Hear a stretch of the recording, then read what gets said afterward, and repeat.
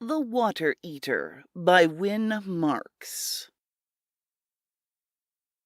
This story originally appeared in Galaxy Science Fiction, June of 1953. Extensive research by Project Gutenberg did not uncover any evidence that the U.S. copyright on this was renewed. I just lost a weekend. I ain't too anxious to find it. Instead, I sure wish I had gone fishing with McCarthy and the boys like I'd planned. I drive a beer truck for a living, but here it is almost noon Monday, and I haven't turned a wheel. Sure, I get beer wholesale, and I have been known to take some advantage of my discount, but that wasn't what happened to this weekend. Instead of fishing or bowling or poker or taking the kids down to the amusement park over Saturday and Sunday, I've been losing sleep over an experiment. Down at the Elks Club, the boys say that for a working stiff, I have a very inquiring mind. I guess that's because they always see me reading Popular Science and Scientific American and such, instead of heading for the stack of Esquires that are piled a foot deep in the middle of the big table in the reading room, like the rest of them do. Well, it was my inquiring mind that lost me my wife, the skin of my right hand, a lot of fun, and sleep. Yeah, not a wink of sleep for 2 days now, which is the main reason I'm writing this down now. I've read somewheres that if you wrote down your troubles, you could get them out of your system. I thought I had troubles Friday night when I pulled into the driveway and Lottie yelled at me from the porch, "The fire's out and it's flooded, hurry up!" Trouble, that was just the beginning. Lottie is as cute a little ex-waitress as ever flipped the suds off a glass of beer, but she just ain't mechanically minded. The day Uncle Alphonse died and left us $2,500 and I went out and bought a kitchen and shed full of appliances for her, that was a sad day, all right. She has lived a fearful life ever since. Too proud of her dishwasher and automatic this and that to consider selling them, but scared stiff of the noises they make and the vibrations and all the mysterious dials and lights, etc. So this Friday afternoon, when the oil burner blew out from the high wind, she got terrified, sent the kids over to their grandmother's in a cab, and sat for 2 hours trying to make up her mind whether to call the fire department or the plumber. Meanwhile, this blasted oil stove was overflowing into the fire pot. "Well, turn it off," I yelled. "I'll be in right away." I ducked into the garage and got a big handful of rags and a hunk of string and a short stick. This I have been through before. I went in and kissed her pretty white face, and a couple of worry lines disappeared. "Get me a pan or something," I said, and started dismantling the front of the heater. These gravity flow oil heaters weren't built to make it easy to drain off excess oil. There's a brass plug at the inlet, but no one in history has been able to stir one, the oil man told me. I weighed 200 pounds stripped, but all I ever did was ruin a tool trying. The only way to get out the oil was to open the front, stuff rags down through the narrow fire slot, sop up the stuff, and fish out the rags with the string tied around one end of the bundle. Then you wring out the rags with your bare hands into a pan. "Hey, Lottie," I yelled. "This is your roaster. It'll be hard to clean out the oil smell." But, of course, it was too late. I had squeezed a half pint of oil into it already. So I went on dunking and ringing and thinking how lousy my cigarettes were going to taste all evening and feeling glad that I had delivered beer instead of oil for a living. I got the stove bailed out and lit with only one serious blast of soot out the light here hole. Then I dumped the oil out in the alley and set the roaster pan in the sink. Lottie was peeling potatoes for dinner, and she snuggled her yellow curls on my shoulder, kind of apologetically for the mess she had caused me. I scrubbed the soot and oil off my hands and told her it was all right. Only next time, for gosh sakes, please turn the stove off at least. The water I was splashing into the roaster gathered up in little shrinking drops and reminded me that the pig hocks I brought home for Sunday dinner were going to rate throwing out unless we got the oil smell out of the pan. "Tell you what you do," I said to Lottie. "Get me all your cleaning soaps and stuff and let's see what we got." Lottie is always trying out some new handy-dandy little kitchen helper compound, so she hefted up quite an armload. Now, when I was in high school, I really liked chemistry. Charlie, boy scientist, my pals used to sneer at me. But I was pretty good at it, and I'd been reading the science magazines right along ever since. So I know what a detergent is supposed to do, and all about how soaps act and stuff that most people take the advertiser's word for. "This one," I told Lottie, "has a lot of caustic in it, see?" She nodded and said that's the one that ruined her aluminum coffee pot. She remembered it specially. I poured some very hot tap water into the roaster and shook in the strong soap powder. "This is to saponify the oil," I explained. "What's saponify?" Lottie asked. "That means to make soap. Soap is mainly a mixture of some caustic with fat or oil. It makes sudsy soap." "But we got soap," she said. "Why don't you just use the soap we got?" We went into the business of soap making pretty deep. Meanwhile, I read some more labels and added pinches of this and that detergent and a few squirts of liquid wonder cleaners that didn't say what was in them. In her crisp Scotch way, Lottie got across to me that she thought I was wasting soap powder and my time and cluttering up the sink while she was busy there, so I wound up with half a cup of doozy soap flakes, filled the pan to the brim, and set the concoction at the back of the drain board to do its business. When dinner was over, I was in the living room reading the paper when I heard Lottie muttering at the sink. Lottie usually doesn't mutter, so I went out to see what was wrong. "Nice mess," she said, and pointed at the roaster. The stuff had cooled and gelled into a half-solid concoction. "Ha," I said, "we had a supersaturated solution. When it cooled off, it coagulated." Lottie scowled. It makes her nervous when I use big words, which I only do when I'm talking about chemistry and the like. "Well, uncoagulate it and dump it out of my roaster," she told me. My scientific inquiring mind was stirring as I lifted the pan over to the table under the center light. We had here a gelatin of various cleaners, and every one of them claiming to be the best ever. What would this new combination do? I grabbed the pan off the stove that had a mess of scorched carrot leavings in the bottom. Lottie had been soaking it with about a half-inch of water. As I reached for the tablespoon, Lottie objected. "Look, now, if you are going to start another experiment, dump that mess out first and let me work on the roaster." I saved about a cupful of the slimy gunk, and she went back to her dishes. "You'll be sorry," I said under my breath, "if this turns out to be the only batch of the finest cleaner in the whole world, and us with only a cupful." A minute later, I was glad she hadn't heard me.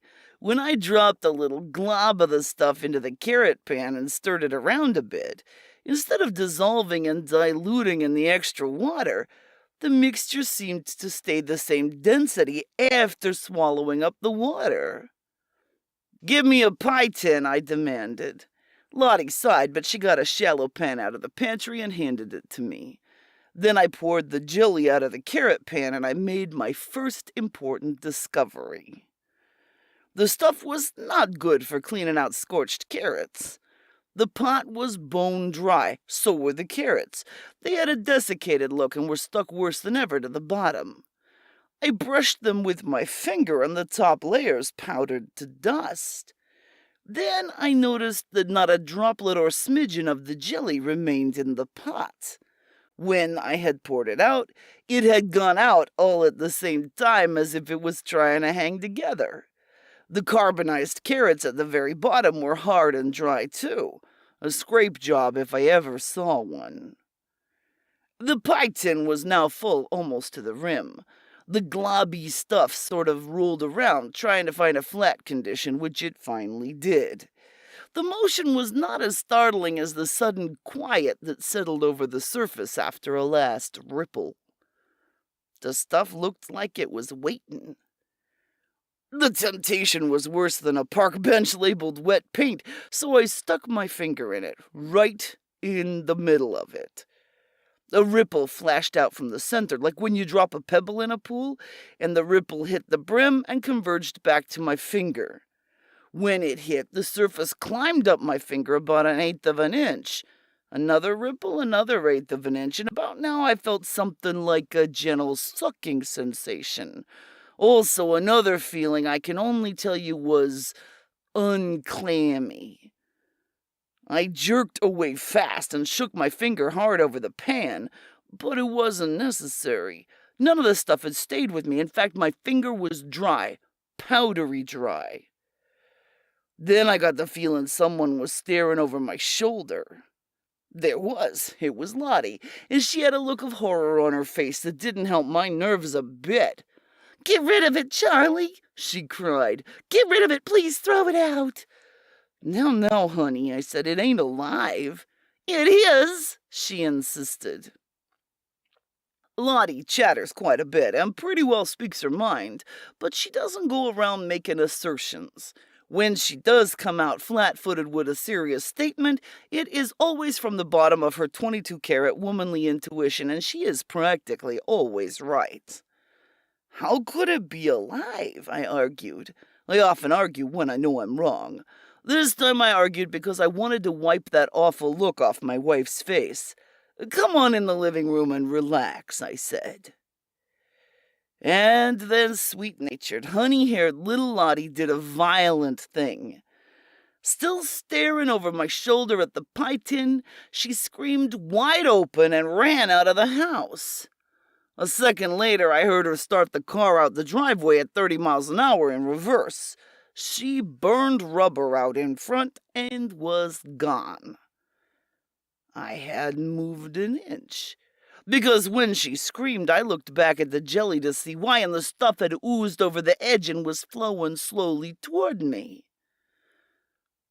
I know a little about Korzybski and how he wanted everybody to make what he called the cortical thalamic pause whenever they get scared as hell. So I was making this cortical thalamic pause, which is really counting to 10 before you do anything, while Lottie was leaving the house. When I got through with my pause, I jumped backward over my kitchen chair so hard that I must have knocked my head on the tile sink board. When I came to, it was after midnight. The kitchen light was still on. Lottie was still gone. I knew it. If she was here, she'd have had me in bed. No matter how much of my employer's product I have sampled, never has Lottie let me sleep it off on the kitchen floor.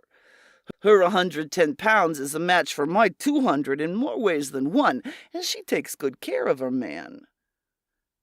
Then I realized this was not a stag beer bust. There was something about a pot of soap jelly. It was still there. A long slug of the half-transparent stuff had strung down off the edge of the table and still hung there like a nasty-looking icicle. The knob on the back of my head throbbed so much that at first I couldn't figure out what was wrong with the air. Then my aching dry throat told me what the matter was. The air was dry like the summer we spent at a dude ranch in Arizona. It made my nostrils cramp and my tongue felt like a mouthful of wrinkled pepperoni. When I got to my feet and looked at the top of the kitchen table, I almost panicked again. But this time the pause worked, and I got better results. Alive or dead, the gunk was the most powerful desiccant I'd ever heard of. It had drunk up the water in the carrot pot, sucked the surface moisture from my finger, and then spent the past few hours feeding on the humidity in the air. It was thirsty. Like alcohol has affinity for water, this stuff was the same way, only more so. In fact, it even reached out toward anything that had water in it, like me. That's why it had oozed over the pan the way it did. What's so frightening about that? I asked myself. Plants grow toward water, but plants are alive. That's what Lottie had said before she screamed. So you're thirsty? I asked it out loud. Okay, we'll give you a real drink. I got a bucket from the service porch and took the pancake turner to scrape the gooey nightmare into it. I even caught the drip off the edge, and it seemed quietly grateful to sink back to the parent glob in the pail, which by now amounted to about a quart. I set the pail in the laundry tray and turned on the faucet hard. In about a second and a half, I almost sprained my wrist turning it off. Not only did the jelly drink up the water without dissolving, but it started creeping up the stream in a column about 3 inches in diameter, with the water pouring down its middle. When I got the water shut off, the unholy jelly spout slopped back disappointedly.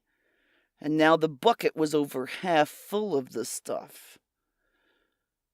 I dropped in an ice cube as an experiment. It didn't even splash.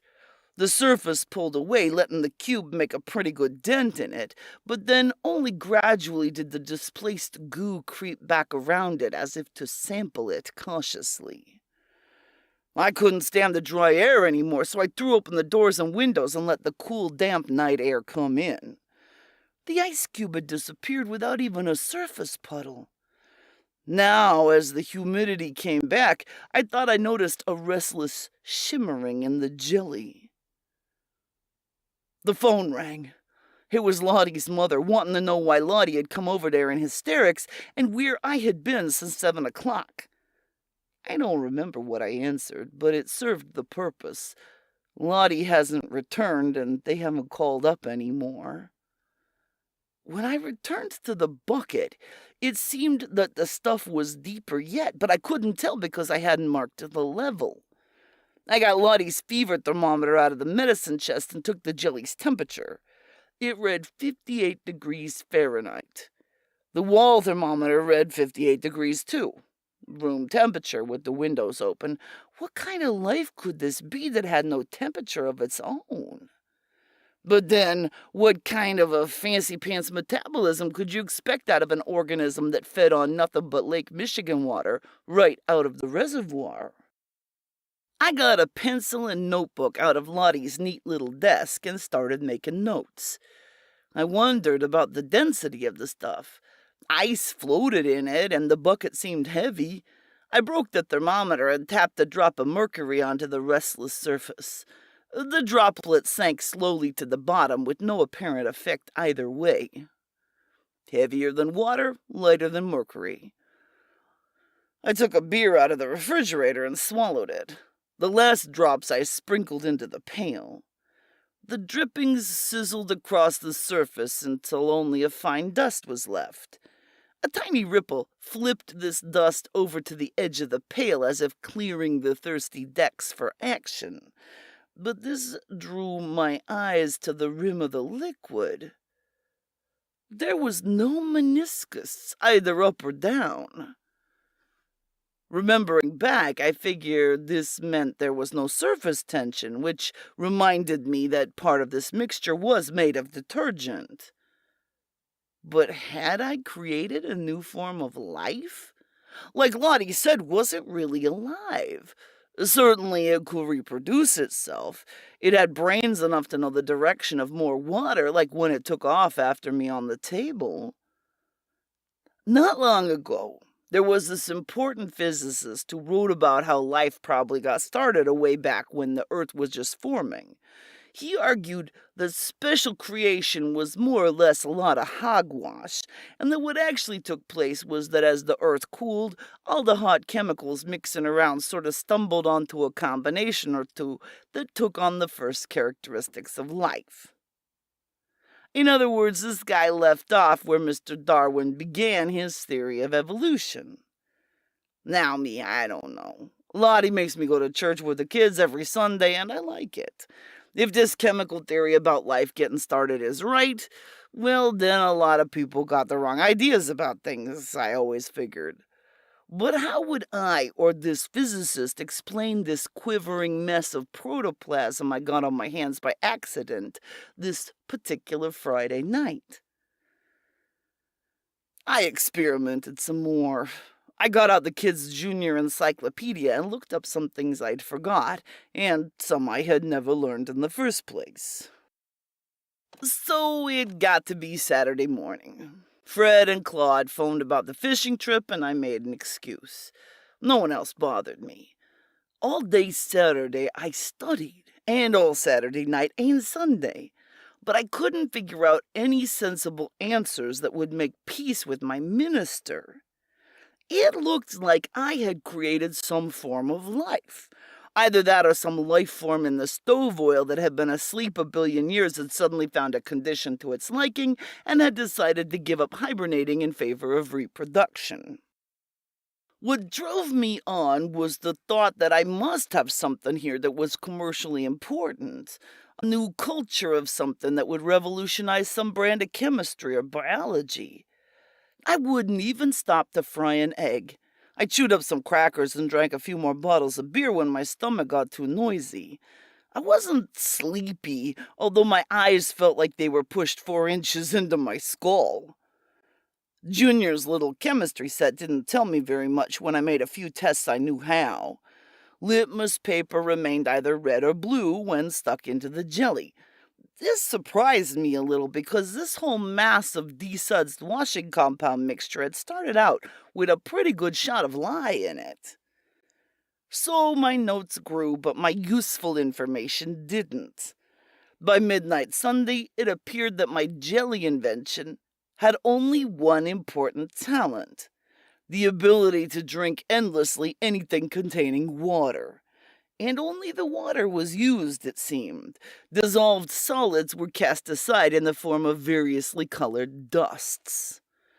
By now the goop had outgrown the pail and was 2/3 up in the laundry tub. A slow drip from the faucet kept the surface of my monster in a constant state of frenzy, like feeding a rum-pot beer by the thimbleful. It was fascinating to watch the little curlicues of jelly flip up after each drop, reaching for more and then falling back with a cranky little lash. At 2 o'clock this morning, I began to get a little sense into me. Or maybe it was just the fear finally catching up again. There was danger here. It was too fuzzy to know exactly what the danger was, but I began to develop a husky hate for the whole project. Kill it came into my mind. Get rid of it, Charlie. Lottie's scream shrilled back into my ears, and this command became very important to me. I became angry. "Want a drink, do ya?" I shouted out loud. I put on the tea kettle, and when it was to full steam, I took it back to the tub. "I'll give you a drink with a kick in it." What happened, I would like to forget. 10 times as fast as it had climbed up the cold water spout, it ran up the boiling water stream into the tea kettle, blew off the lid, and swarmed over my hand with a scalding dry slither that made me drop the kettle into the tub and scream with pain. The jelly steamed and stuck to my flesh long enough to sear it half to the bone. Then it slopped back with the rest and left me grabbing my wrist and tearing at the flesh with my fingernails to stop the pain. Then I got insane mad. I got my big blowtorch I use for peeling paint, and I lit it and pumped it up as high as it would go and aimed it down into that tub. Not too much happened. The jelly shrank away from the roaring blast, but it didn't climb over the edge of the tub. It shrank some more, and I poured the flame on. It didn't burn. It just got to be less and less, and what was left began to get cloudy. And when I hit the bottom of the tub, the last glob moved around pretty active, trying to escape the heat. But I got it. Every damned last shred of it, and I was laughing and crying when I dropped the torch into the tub. I had been holding it with my scalded hand, and I guess I fainted. I wasn't out long. I got up and dressed my hand with lard, and it felt pretty good. Took a couple of aspirins and sat down at Lottie's typewriter. I know I won't sleep until I get this off my mind and about the way it happened, because I probably won't believe all of it myself when I get back to normal. I just now went and fished the blowtorch out of the laundry tub. All there was left in the bottom of the tub was maybe half a pound of singed-looking soap flakes. There, I finished writing all this down, but I'm still not sleepy. I'm not worried about patching things up with Lottie. She's the most wonderful, understanding wife a guy ever had. My hand feels real good now. I got it wrapped in lard and gauze, and I could drive the truck if I wanted to. I'm not afraid of getting fired or bawled out for not coming to work on time this morning. No. The reason I haven't turned a wheel on my beer truck today is something else. Friday night, when Lottie wanted to wash the roaster, I saved only a cup of the jelly for my experiments. The rest she washed down the drain. The sewer empties into Lake Michigan. The brewery where I load up is right on the shore of Lake Michigan.